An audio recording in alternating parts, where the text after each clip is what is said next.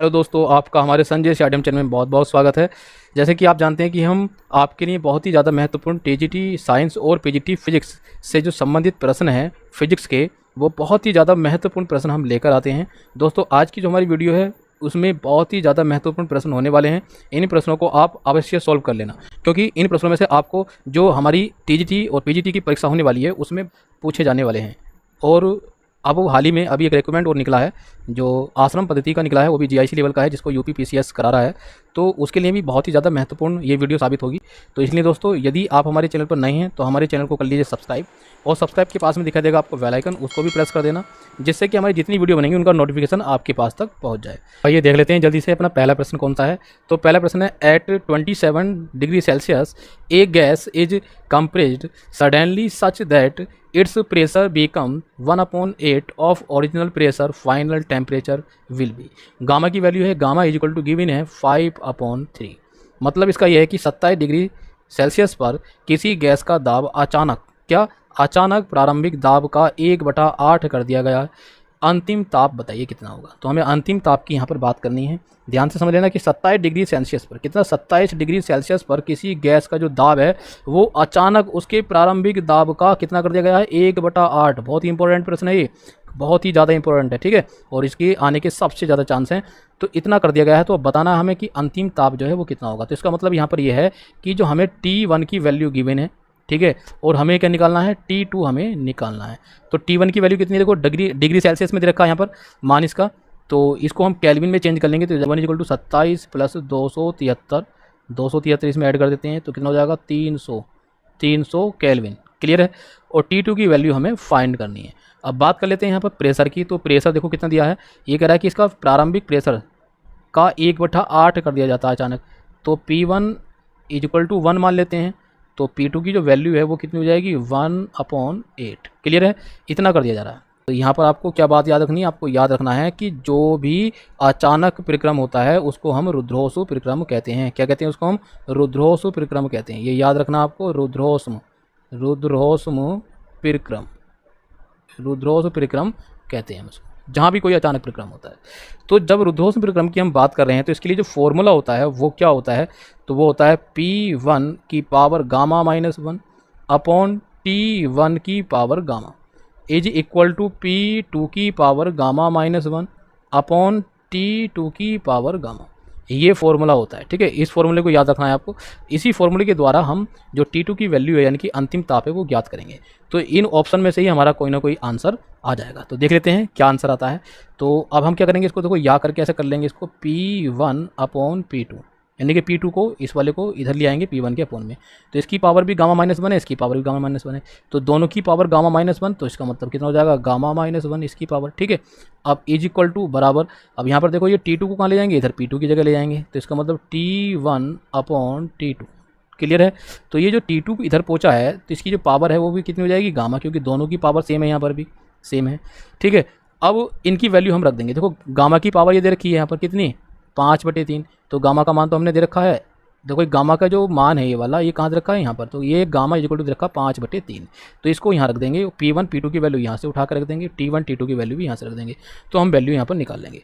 तो P1 = 1 है और P2 = 1/8। तो 1/8 अपोन के अपोन में है, तो 8 कहाँ पहुँच जाएगा, ऊपर। तो इसका मतलब है कि यहाँ पर आ जाएगा हमारे पास 8 की पावर गामा -1। तो गामा का मान कितना है, 5/3।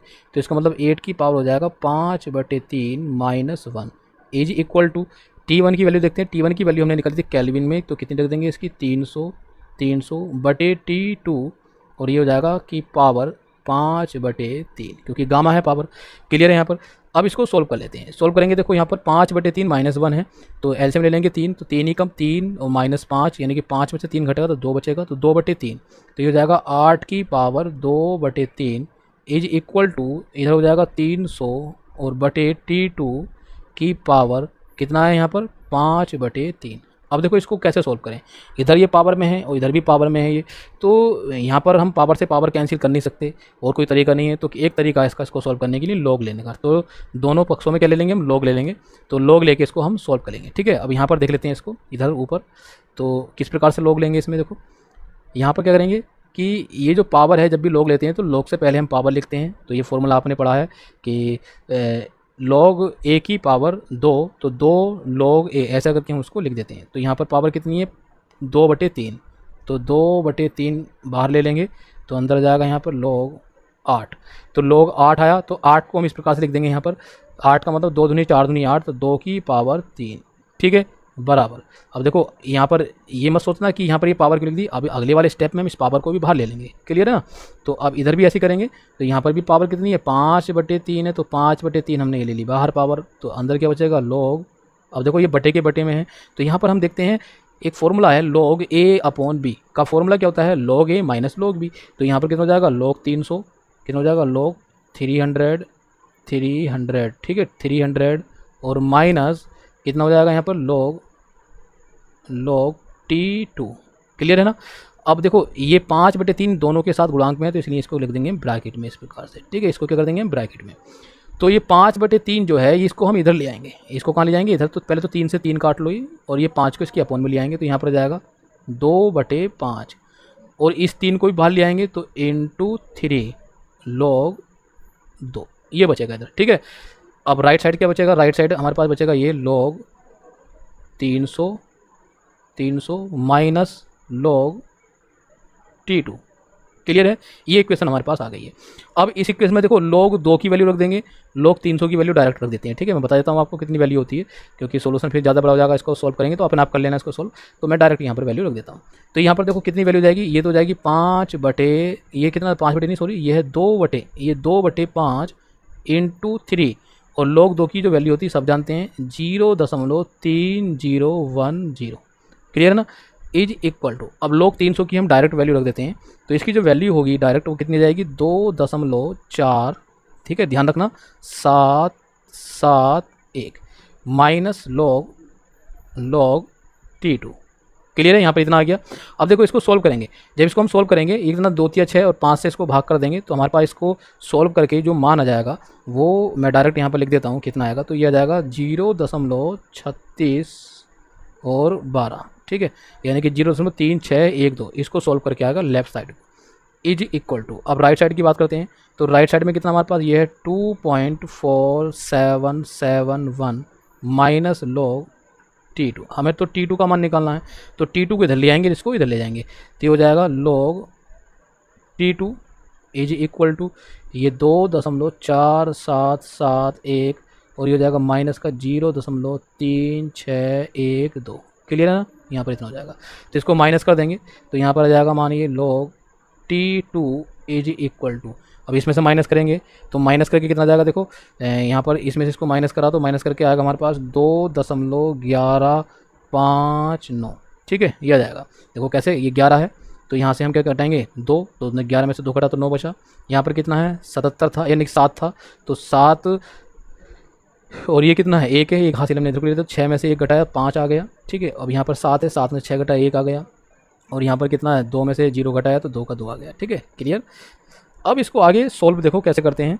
जब यहाँ पर log T2 is equal to ये वैल्यू होती है, इस कंडीशन को हम करते हैं एंटी लॉग लेते हैं, क्या लेते हैं एंटी लॉग लेने पर, तो यहाँ पर ले लेंगे एंटी लॉग लेने पर, ठीक है, एंटी लॉग लेने पर, तो एंटी लॉग ले लेंगे।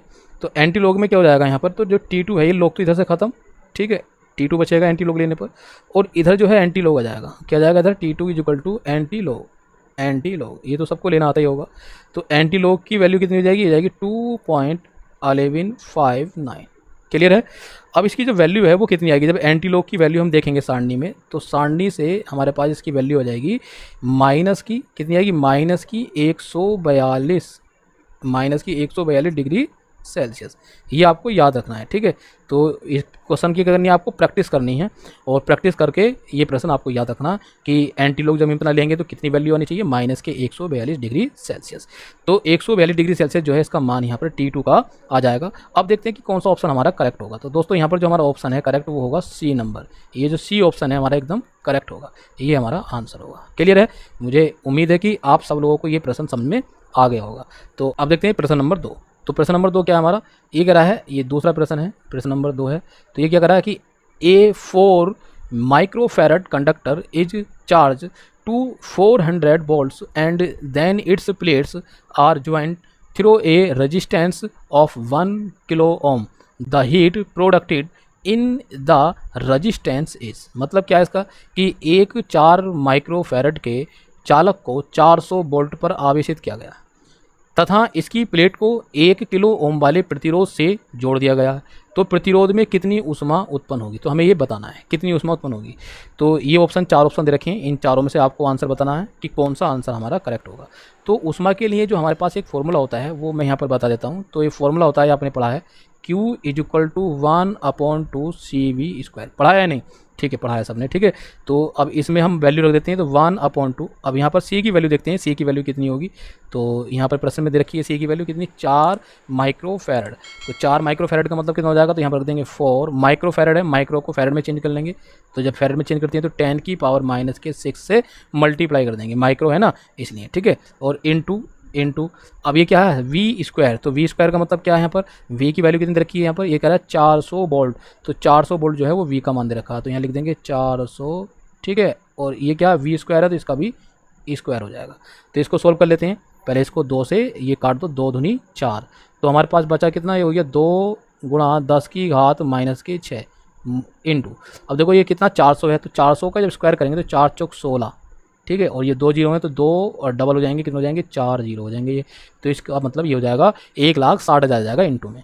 अब मल्टीप्लाई कर देते हैं, 16 दूनी 32, तो ये तो हो गया 32 इंटू, अब 10 की पावर देखते हैं कितनी आएगी। तो कितनी, 1 2 3 4 जीरो हैं और ये माइनस के हैं, ये प्लस के, तो इसमें से कम हो जाएंगे तो कितने बचेंगे, ये बचेंगे -2, ठीक है, -2 बच गए। अब हमारे पास जो फाइनली आ गया 32 × 10⁻⁻2 वैल्यू आ गई है। अब ये कह रहा है कि इसका जो मान है, देखो इसमें कोई सा ऑप्शन इसमें है नहीं, तो जूल में कह रहा है, तो अब इसको जूल में निकालना हमें, तो मल्टीप्लाई कर देंगे। कहने का मतलब ये कि 10 की घात जो ये है -2, इसको नीचे ले जाएंगे, प्लस में हो जाएगा, तो हो जाएगा 32/100। अब 32/100 है तो 100 से भाग करेंगे तो 0.32 जूल, ये हमारा आंसर होगा करेक्ट, ठीक है। कौन सा ऑप्शन सही है इसका, ऑप्शन नंबर डी एकदम करेक्ट है। क्लियर है ना। आप देखते हैं अपना नेक्स्ट प्रश्न, प्रश्न नंबर 3। तो हमारा जो प्रश्न नंबर 3 है ये क्या है, इसको बहुत अच्छे से ध्यान से देख लेना, बहुत अच्छा प्रश्न है। तो ये है velocity of sound waves in air is 330 metre per second for a particular sound wave in air. A path difference of 40 centimeter is equivalent to phase difference of 1.6 pi. The frequency of this wave is. तो इसका मतलब यह है कि हवा में ध्वनि तरंग की जो चाल है वो 330 मीटर पर सेकेंड है। हवा में किसी ध्वनि की तरंग के लिए जो पथांतर है वो 40 सेंटीमीटर है तथा कलांतर कितना है, 1.6 पाई है, ये कलांतर है, ठीक है। तो तरंग की आवर्ती हमें बतानी है कितनी होगी, तो तरंग की आवर्ती पूछिए, तो ध्यान रखना। अब ये ऑप्शन दे रखी है, ऑप्शन में कोई सा आंसर करेक्ट है, तो उसके लिए मैं एक फॉर्मूला बताता हूँ। यहाँ पर आपने एक फॉर्मूला पढ़ा है, बहुत ही ज़्यादा फेमस फॉर्मूला है, बहुत ही ज़्यादा, ठीक है। तो आपने पढ़ा है कि कलांतर क्या होता है, कलांतर, क्योंकि देखो यहाँ पर कलांतर की बात कर रहा है, पथांतर की बात कर रहा है। तो कलांतर जो बराबर होता है वो होता है 2 पाई/λ और इनटू होता है पथांतर। पढ़ा है नहीं, ठीक है, सबने पढ़ा है, फॉर्मूला बहुत ही इंपॉर्टेंट है और बहुत ही ज़्यादा प्रचलित है। तो कलांतर कितना रखा, 1.6 पाई, तो यहाँ पर रख देंगे 1.6 पाई, ठीक है, बराबर। तो ये कितना रखा, 2 पाई/λ इंटू, अब पथांतर की बात करते हैं, तो पथांतर की वैल्यू कितनी रखी है, 40 सेंटीमीटर, तो इसको मीटर में चेंज कर लेंगे, तो यहाँ पर आ जाएगा, तो इसको हम लिख देंगे 0. लिख देंगे 0.4, ठीक है। अब इसको सोल्व कर लेते हैं। अब इसको सोल्व करेंगे तो कितना आ जाएगा हमारे पास वैल्यू हो जाएगी, देखो पाई से तो पाई कैंसिल, यहाँ पर ये कैंसिल हो जाएगा। ये कह रहा है कि आवर्ती, तरंग की आवर्ती, तो हमें पहले यहाँ पर लैम्डा की वैल्यू निकाल लेंगे, तो ये हो जाएगा, देखो इसको यहाँ पर कर लेते हैं सोल्व, ऊपर से करते हैं, ठीक है। यहाँ ध्यान से देख लेना, तो ये हो जाएगा हमारे पास कितना है, ये इसके अपॉन में पहुँच जाएगा, लैम्डा का मान इधर ले आते हैं, इसका मान इधर ले आते हैं, तो ये हो जाएगा लैम्डा हमने इधर लिया है बराबर, ऊपर कितना है 2 और इनटू में कितना है 0.4 बटे, देखो बटे में लैम्डा था तो अब कौन सा हो जाएगा 1.6, हम इसको बटे में ले आएंगे 1.6। क्लियर है, ये लिया है। अब इसको सोल्व कर लेते हैं, लैम्डा = मान आ जाएगा हमारे पास 2 गुना यानी कि 4 दूनी 8, तो 0.8 ये वैल्यू हो गई, ये होगी 1.6, पॉइंट से पॉइंट कैंसिल, 8 ही कम 8, 8 दूनी 16, तो लैम्डा का जो मान आ गया वो आ गया 1/2। क्लियर है, लैम्डा का मान आ गया 1/, अब हमने लैम्डा का मान तो निकाल लिया है, ठीक है। तो हमें क्या निकालना है, हमें निकालनी है आवर्ती की, जो तरंग की आवर्ती है वो आवर्ती कितनी होगी। तो आवर्ती के लिए एक फॉर्मूला लिखेंगे हम। तो यहाँ पर जो ये कह रहा है कि इसमें ध्वनि की जो चाल है वो कितनी है, 330 मीटर पर सेकंड है। तो जो चाल होती है U V is equal to, जो ध्वनि की चाल होती है वी बराबर होता है एन लैम्डा। एन क्या है यहाँ पर, ये एन है आवर्ती, ठीक है, यही एन क्या है आवर्ती है, ये ध्यान रखना, इसी को हमें निकालना है। तो एन इज इक्वल टू हो जाएगा वी अपॉन लैम्डा। क्लियर है ना, या करके हमने इसको लिख दिया। अब इसका मान रख देते हैं, v का मान कितना रखा 330 मीटर पर सेकंड, यानी कि 330 हो गया ऊपर। अब लैम्डा का जो मान है वो हमने अभी निकाला, तो कितना निकाला 1/2, तो 1/2 यानी कि 2 ऊपर पहुंच जाएगा। और जब ये 2 ऊपर जाएगा तो कितना हो जाएगा यहाँ पर मान, तो ये हो जाएगा दोस्तों, इसको देखो जरा, 330 गुणा 2 मल्टीप्लाई कर दो, तो 2 0 0, 2 तिया 6 और 2 तिया 6, ठीक है, 660, कितना है कि 660, ये इसकी आवृत्ति हो गई। ठीक है, अब वो ये जो आवृत्ति है वो पूछ रहा है इसकी हर्ट्स में, तो हमें क्या बताना है, हर्ट्स में आवृत्ति बतानी है, तो ये हो गई हर्ट्स में आवृत्ति, हर्ट्स, ठीक है, हर्ट्स में कितनी आ गई 660। अब देखो इसका ऑप्शन कौन सा करेक्ट है, तो ऑप्शन हमारा जो सी है ये एकदम करेक्ट होगा, 660 हर्ट्स। अब देखते हैं अपना अगला प्रश्न। तो अगला प्रश्न हमारा, the current in self inductance L is equal to 40 milli henry is to be increase uniformly from 1 ampere to 11 ampere in 4 milli second, ये मिली सेकेंड है, milli second. The EMF induced in the inductor during the process is, मतलब यह है कि एक स्वयं प्रेरक L is equal to 40 milli henry में धारा 1 एम्पियर से 11 एम्पियर तक 4 मिली सेकेंड में बढ़ती है। परिक्रम के दौरान प्रेरक का विद्युत वाहक बल आपको बताना है कितना होगा। ठीक है, विद्युत वाहक बल का मतलब होता है EMF यानी कि इलेक्ट्रोमोटिव फोर्स, हमें बताना है। और कौन सा, इंड्यूस, तो इंड्यूस जो इलेक्ट्रोमोटिव फोर्स होता है वो होता है E mod is equal to capital L और DI अपॉन DT, ये फॉर्मूला होता है। ठीक है, ये आपने सबने पढ़ा है, जो इंड्यूस EMF का फॉर्मूला ये होता है, बहुत ईजी है। ठीक है, इसको सॉल्व करना है आपको इस फॉर्मूले के द्वारा। ऑप्शन क्या है, ये 4 ऑप्शन दे रखे हैं। पहला ऑप्शन है 100 वोल्ट, दूसरा है 0.4 वोल्ट, तीसरा ऑप्शन है 4 वोल्ट और चौथा ऑप्शन है 440 वोल्ट। तो कौन सा इसका आंसर सही होगा ये बताओ, जल्दी से बताइए।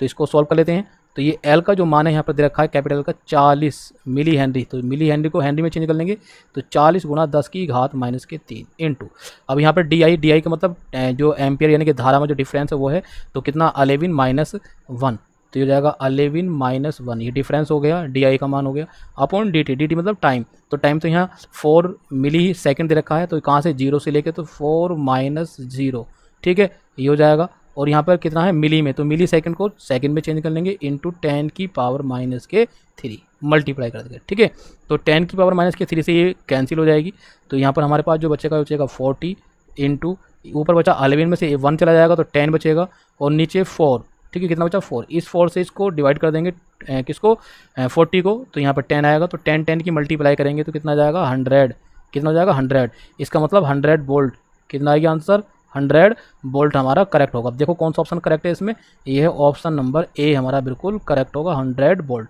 इसका जो इंड्यूस EMF है वो 100 वोल्ट हमारा आ जाएगा। ठीक है, अब देखते हैं अगला प्रश्न है, ये है in a simple pendulum of length L, length कितनी है सिंपल पेंडुलम की L, the bob is pulled aside from its equilibrium position through an angle theta and then released. The bob passes through the equilibrium position with speed, मतलब यह है कि लंबाई L के एक सरल लोलक के बॉब को मध्य स्थिति से थीटा कोण पर लाकर छोड़ दिया गया। बॉब मध्य स्थिति से किस वेग से गुजरेगा, मतलब एक सरल लोलक है, सरल लोलक का बॉब का मतलब गोला, यहाँ पर एक गोला जो धागे से बंधा हुआ है L लंबाई के, ठीक है, उसको गोले को जो हम पकड़ के यहाँ से इस प्रकार से है ऐसे करके, ठीक है, ये पेंडुलम है, ठीक है, ये बॉब है, इसको हम ऐसा करके ले गए हैं और किसी थीटा एंगल पर, क्योंकि थीटा एंगल है ऐसे करके थीटा कोण बना रहा है यहाँ पर, थीटा एंगल पर इसको ले जाकर छोड़ दिया जाता है ऐसा करके, ठीक है, इस प्रकार से छोड़ दिया जाता है तो इधर की ओर ये गति करने लगेगा। तो ये कह रहा है बॉब की मध्य स्थिति से, ये जो मध्य स्थिति है इसकी बीच वाली एक यहाँ पर पहुँचेगा, जब यहाँ से इसको छोड़ा जाएगा तो कहाँ पहुँचेगा, इधर, इधर पहुँच जाएगा, तो इसकी मध्य स्थिति कौन सी होगी, ये वाली। तो इस मध्य स्थिति से ये जब यहाँ से गुजरेगा इधर की ओर, तो ये किस वेग से गुजरेगा इसकी बात कर रहा है, ठीक है, ये वेग हमें निकालना है, क्लियर है ना, ये हमें निकालना है। तो इसको निकालने के लिए क्या करेंगे हम, बहुत सिंपल है, ज़्यादा कठिन क्वेश्चन नहीं है। इसके जो ऑप्शन दे रखे हैं, ऑप्शन नंबर ए दे रखा है वर्गमूल में 2gl और ब्रैकेट में दे रखा 1 + cos थीटा। बी ऑप्शन है इसका वर्गमूल में 2gl sin थीटा, वर्गमूल में तीसरा ऑप्शन है 2gl, और वर्गमूल में ही चौथा ऑप्शन है 2gl ब्रैकेट में 1 माइनस कोस थीटा। तो हमें बताना है, इसको सॉल्व करना है। बहुत अच्छा सवाल है, इसको बहुत अच्छे से ध्यान से आप समझ लेना। तो कंडीशन क्या है, ये वाली है जैसे मैंने भी ऊपर बताया है आपको, ठीक है। तो इसमें एक बात आपको ये याद रखनी है कि जब भी कोई सरल लोलक सरल आवर्ती गति करता है तो उसकी मध्य स्थिति में उसकी जो गतिज अधिकतम और अधिकतम जो विस्थापन होता है, यानी कि उसकी जो गतिज ऊर्जा होती है अधिकतम और उसका जो अधिकतम विस्थापन होता है, उन दोनों की स्थिति में स्थितिज ऊर्जा सबसे अधिक होती है। मतलब उन दोनों कंडीशन में जो स्थितिज ऊर्जा होती है वो क्या होती है, सबसे ज़्यादा होती है। किसमें, गतिज ऊर्जा जब अधिकतम हो और अधिकतम विस्थापन की स्थिति में स्थितिज ऊर्जा क्या हो जाएगी, अधिकतम होती है। ये आपको ध्यान रखना है। अब इसको सोल्व करते हैं। तो सोल्व करने के लिए क्या बना लेते हैं, यहाँ पे एक ट्रायंगल बना लेते हैं। यहाँ पर इसको, इसी चित्र को हम देख लेते हैं। तो इस चित्र को मैं रफ कर देता हूँ, दोबारा से मैं इसको थोड़ा सही से बना देता हूँ, ठीक है, क्योंकि इस डायग्राम की हमें आवश्यकता पड़ेगी। क्लियर है ना। तो इसको मैं रफ कर देता हूँ और रफ करके हम इसको दोबारा से बना लेंगे, क्योंकि सवाल बहुत अच्छा है। तो इसको आप बहुत ध्यान से देखना सवाल को, ठीक है, और इसको हम विद डायग्राम की जो है समझाने का प्रयास करेंगे आपको। तो अब इसको बना लेते हैं डायग्राम को। हमने मान लिया कि एक जो है ये कोई ओ पॉइंट है, ये एक स्थिर कोई स्तंभ है, उससे ये लोलक लटका हुआ है नीचे की ओर, ठीक है। इस प्रकार से ये माना कोई पॉइंट क्या है, ए है, इसको हमने ओ पॉइंट मान लिया, ये ए पॉइंट। अब हमने बात करी किसी बॉब की, यानी कि कोई लोलक है, उसको हम ऐसा करके यहाँ पर ले गए और ये है bob, B O B bob, ठीक है। इसके लिए हमने इसका जो पॉइंट मान लिया इसको बी मान लिया, ठीक है। अब यहाँ से ये कितने एंगल पे ले गया इसको, थीटा एंगल पर। ये जो एंगल बन रहा है यहाँ पर थीटा एंगल बन रहा है। अब ये थीटा एंगल पर ले जाकर इसको छोड़ दिया गया, तो यहाँ से यहाँ तक जो इसकी लेंथ हो जाएगी, यानी कि यहाँ से लेके ओ पॉइंट से बी पॉइंट तक, इसको मान लिया इसकी तिर्यक लंबाई एल। क्लियर है। जब इसको छोड़ दिया गया तो ये यहाँ से इधर जाएगा उतना ही।